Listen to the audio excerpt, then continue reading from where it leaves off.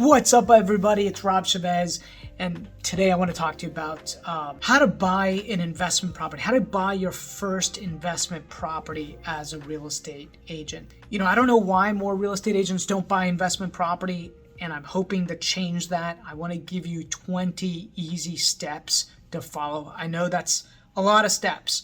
I'd written 12 steps earlier, and then I realized that there was a missing component in the 12 steps. Like 12 steps I gave before were like, here are the actions you need to take. But there's something that has to happen before you take those actions. And there's really 8 thinking actions that have to occur. And so I wrote them down. I'm going to go through all 20 steps. I normally don't read off of things, but I want to make sure that I cover all of it and give you a guide, a formula to help you buy that first investment property, right? And what we're going to buy, what we're looking for are buy and holds, right? If as an agent, you're already creating earned income by helping people buy and sell houses. So keep doing that. That is a great way to create earned income. What I want to do is help you buy your first investment, long-term buy and hold asset. And it's all going to start with thinking first, right? Think that you can, believe that you can. And what I want you to do is step number 1, I want you to write it down, right? I know that sounds basic, but I want you to write it down and say, I will buy my first investment property by 2023, or you could put it in the as if it's already occurred, right? Say, I have purchased my first investment property by 2021, right? 2022, 2023, whatever the goal is for you, whatever the time frame is for you. But write it down, right? Second thing you want to do is learn as much as you possibly can about buying rental property, which means you might want to buy some books about cash flow, right? There's a great book out there called Everything You Want to Know About Cash Flow. Great book to read, right? Start listening to podcasts about buying investment properties. I've got a good friend of mine that runs a podcast that's specifically about buying cash flow properties, right? There's lots of podcasts out there. Go find one that talks about buying investment, long-term buy and holds, right? So what you're doing is you're building a belief at this point. Like, you've written it down, you're learning, which, by the way, is taking action when you are learning, but you're going to have to move past the learning stage very quickly. Then I want you to start talking about it. When you actually start verbalizing your goal, it becomes reality. So you start saying things to people like, hey, I'm looking for my first investment property. I'm looking for my first buy and hold investment. If you run across any, let me know. Just start speaking what you want out into the universe. You never know what's going to come back at that point, right? Then I want you to start attending investment networking groups. I guarantee you, there are investment networking groups all around you. So start mingling and meeting people that are already doing the thing that you want to do. Just go and listen and learn, especially if they've got a topic about buying and holding real estate. I want you to go there and just be in the audience and absorb as much as you can. Surround yourself with people that are already doing it, right?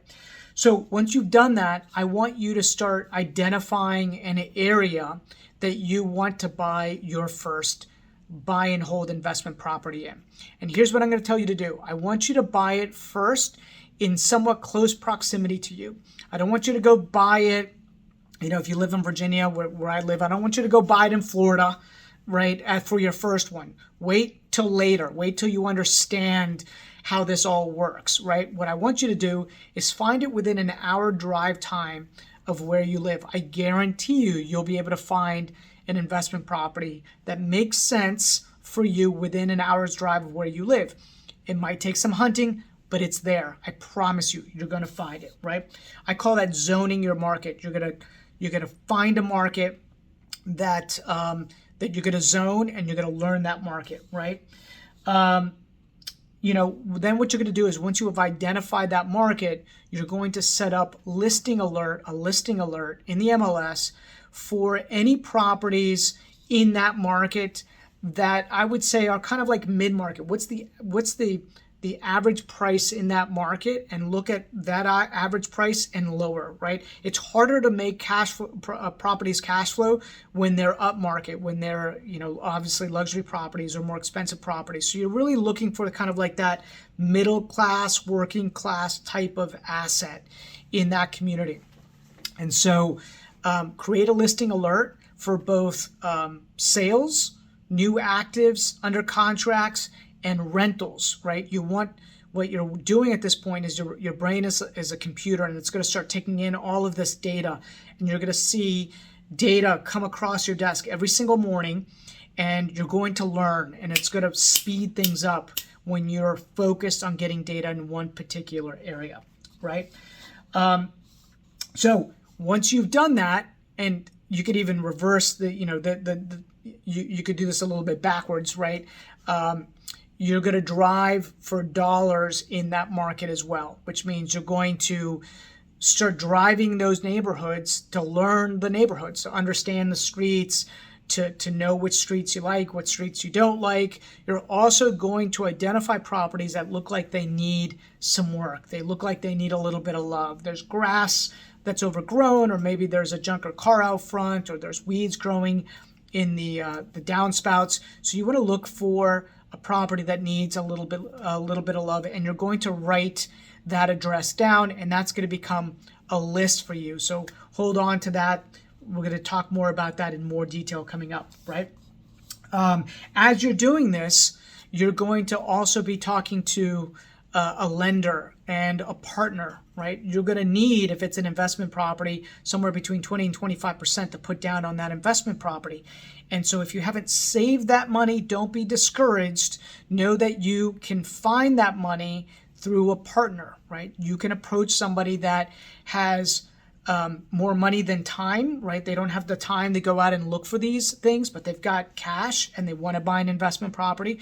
And you could partner with them where they put up the money and you put up the sweat equity and the time, and you just show them what your business plan looks like, that you're going to be identifying properties in this area that you're going to be able to purchase below market, somewhere between 80 cents on the dollar, maybe as low as 70 cents on the dollar, properties that need a little bit of work, properties that you're going to improve a bit, and then get reappraised and potentially get all of their money back out. That is the BRRRR strategy. It's a great strategy. So go look that up.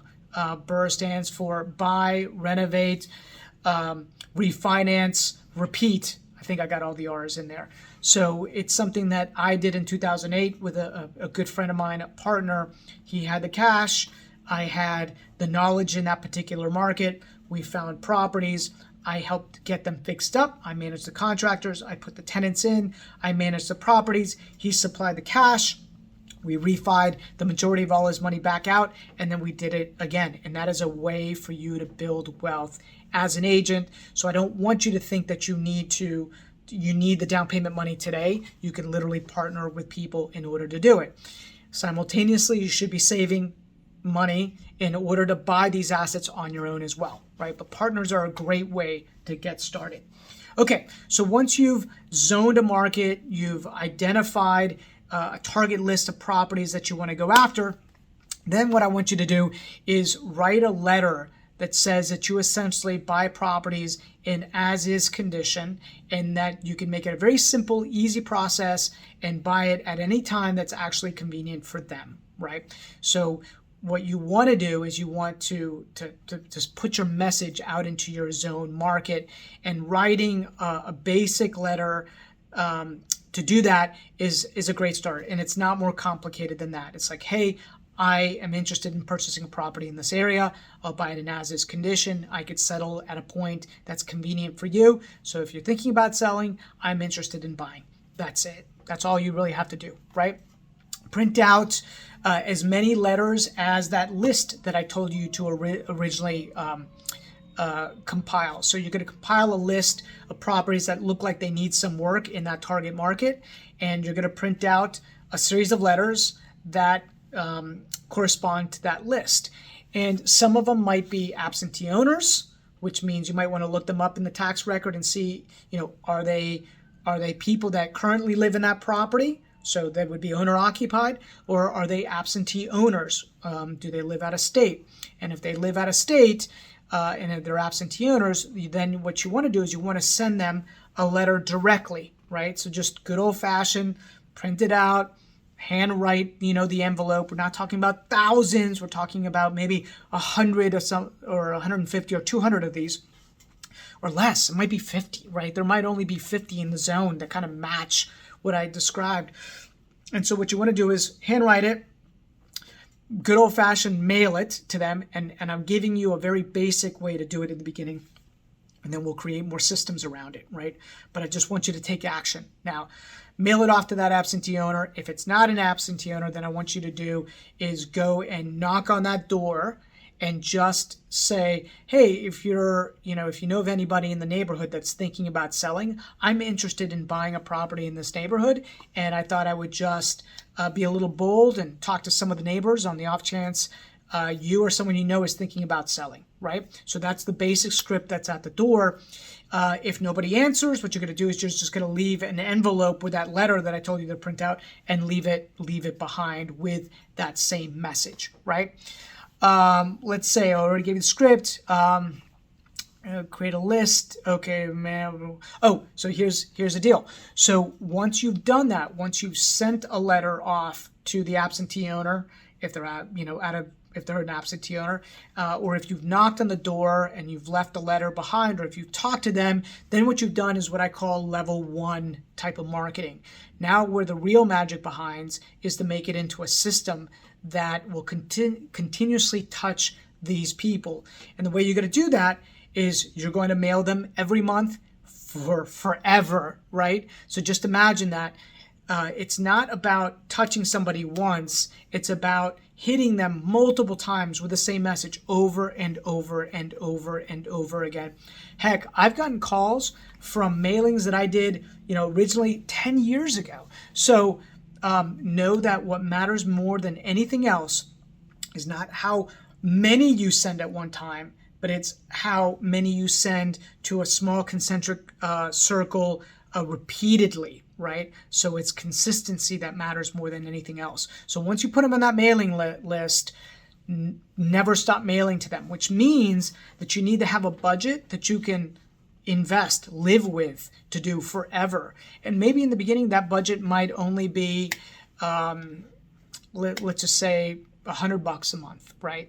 And if you're going to send a letter like that, it might cost you $1 a month. So that would mean that you have 100 households that you can hit every month, and just start there, but do it consistently. That is the key. Set it and then forget it. Okay. Let's see what else I have here. When a call comes in, because you will get calls, what I want you to do is I want you to be curious. Stay in curiosity. I want you to ask great questions. People are going to judge you by the questions that you ask. So somebody comes in, a basic script might be like, hey, I got a letter that you're thinking about, or I got a letter that says that you're interested in buying a property in my neighborhood, or I'm buying my property. So I thought I would call you. And then, so this is me then answering and say, oh, thank you so much for calling. I missed your name. What was your name? And they're like, oh, it's John. Hey, John, thanks so much for calling me. Tell me a little bit about your house, right? Tell me a little bit about your property. And then let them talk to you about their property. And you're going to listen, right? So what you want to do is spend more time listening than time talking. And you're going to try to uncover a couple things. One, what is the current condition of the house? 2, why are they selling? Like, what's motivating them to sell, right? And 3, you're trying to determine, is this an asset that I potentially would want to purchase, right? And what I would do is, in the beginning, I'm going to encourage you to just book an appointment. Once they've talked, book an appointment to go look at the property. Eventually, you'll start becoming a little bit more discerning about who you're going to go visit. You'll get better at asking upfront questions. You'll get better at understanding motivation. But in the beginning, I just want to get you into action and just go look at the house. So you would say, hey, tell me a little bit about the house. How's the roof? How's the HVAC? How long have you owned the property, right? If it's been a rental, hey, how much were you getting in monthly rent? So just stay curious and ask lots of questions. And then just ask them, just out of curiosity, why is this a good time for you to be selling? Why are you thinking about selling right now? They'll give you some kind of answer, and you're just going to tuck that away. It's normally has to deal with a life event, right? Either there was a death in the family, or somebody divorced, or somebody's moving out of the area, or they're upsizing, or they're downsizing. So there's some kind of life event there, and you're trying to understand that life event, because that life event will help them solve the problem, right? So stay in curiosity. Now, what I'm going to encourage you to do is not to practice on them when they call in for the first time, which means you need to practice this basic conversation. I'm not going to call it a script. Let's call it a conversation with a accountability partner, a peer, a friend, so that when somebody calls in, it's just a very natural conversation, right? It's just very easy. When somebody calls in, they might say, "Hey, I got your letter. It says that you're interested in buying my property," and I now kind of answer, "Hey, yeah, tell me a little bit about your name. Tell me your name. Tell me a little bit about the property. And certainly, if it's something that I'm interested, I'll let you know. If not, I'll try to point you in the right direction. Maybe give you some guidance." And that way, I kind of take the pressure off of them. So the idea is to seek to understand what their situation is, listen to them. Listen to clues about what's motivating them. Listen to clues about what the condition of that property is in. And then what you're going to do is you're going to book an appointment to go look at the house, just so that you can then develop further rapport when you're walking that property with that person. And again, in the beginning, I just want you to get out there, to go meet people, to talk to people, to get into action. You'll take a more discerning stance once you do this at a higher level and the scale's larger, right? So just keep that in mind, right? I just want you to get out there and go do it. And then what I want you to do is I want you to make an offer, right? And I want you to make an offer that works based on your numbers, right? So you might find that they are more of a retail type of seller. They're just trying to, save money potentially on commission, but they're more retail than anything else. And so what you would, very politely let them know and just say, "Hey, John, your house is beautiful. It sounds like really what you're doing is you're looking for somebody on the open market, somebody more retail. And I normally buy properties that require some work and require some renovation, so that I can add value that way. And I don't think I'm the right buyer for you. But if you like an offer, this is my number." And then what you're going to do is you're going to throw out an offer that is a low anchor number to get their reaction.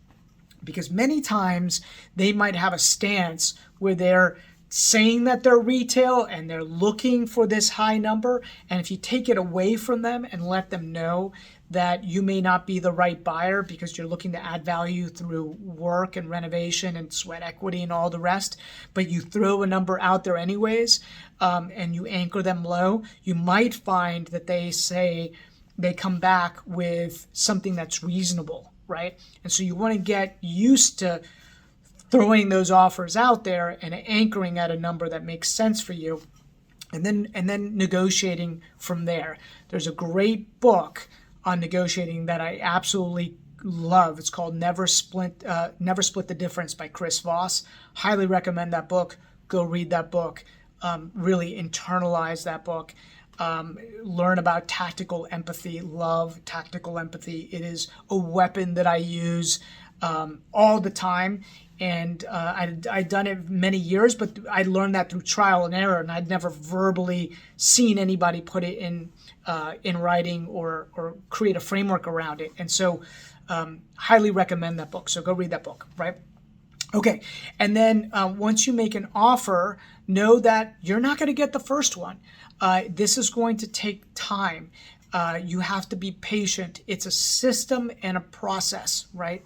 So here are the consistent steps, right? Let's kind of summarize this. First, I took you through thinking. There's got to be a belief system. Hey, I'm going to buy a rental property and I'm going to learn everything I can about rental properties, and I'm going to put myself in an environment where other people are buying rental properties so that I can really internalize this. And then I'm going to put the word out to people that I'm looking for a rental property. And then I'm going to identify an area where I want to buy a rental property, and I'm going to create a list, a target list, start mailing those people so that I can put lots of hooks out into the water, and I'm going to be consistent, and I'm going to set it up, and it's going to operate. It's going to send it out forever. So the more that you can systemize that, there's like yellowletter.com that can help you create a system around that. There are other systems out there. So just create a system, send out those letters, set it and forget it. Make sure that you're then practicing with people so that when people do call you, you know what to say and what not to say. So you've got to role play that and script it a little bit. Then I want you to go visit these owners, visit these properties so you can get into action, make offers, know that the majority of them that you make will not be accepted. Oh, and by the way, as an agent, if you're making offers on these properties, you need to disclose that you're an agent, but that you're buying properties for your own personal portfolio. That was always my script. Be like, hey, I just want to let you know I'm a real estate agent, but I love buying property in this area for my own portfolio, my family's portfolio. And so that's why I'm interested in buying your property directly, right? And creating a good win-win. And they're like, okay, cool. And you got to make sure that you write it into the contract so that you can show that you disclosed. And then just be consistent, create that system, and just know that you will find your first buy and hold investment by following these simple steps, right? Okay, guys, make it a great day. And as always, keep moving forward.